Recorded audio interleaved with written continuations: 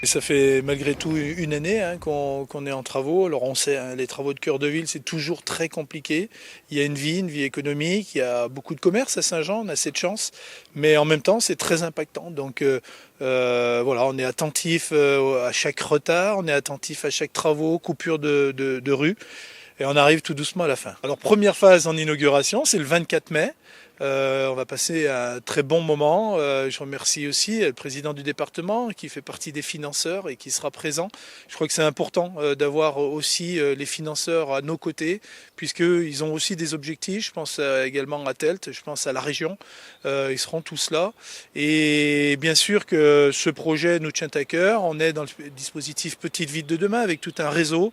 Et ce réseau nous amène aujourd'hui à pouvoir amener je dirais une partie avec un clin d'œil historique sur cette place, puisque la place de la cathédrale était fermée il y a quelques décennies en arrière, et d'une manière plus contemporaine, on a ramené cette fermeture à travers un espace complètement piéton, avec des entreprises remarquables qui ont fait un gros travail de cœur de ville. Voilà, c'était quand même un peu cet objectif, et puis cette pointe aussi environnementale.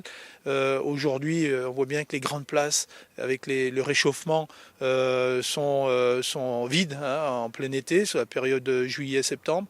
Et là, c'était l'objectif de végétaliser et de mettre en valeur le jardin de l'Europe. Alors les chiffres, c'est 1,8 million d'investissement en cœur de ville. On disait souvent que les zones d'activité prennent le dessus sur les cœurs de ville, mais si on regarde les investissements, ils sont très faibles en fin de compte sur les cœurs de ville, et je crois que les communes qui investissent beaucoup sur les cœurs de ville retrouvent aussi une vitalité de leur cœur de ville. Je crois que c'est un peu notre objectif, alors que les zones d'activité, souvent l'économie se fait naturellement par des investissements privés, et aujourd'hui on a cette chance de pouvoir mettre en valeur un patrimoine très concentré dans ce cœur de ville.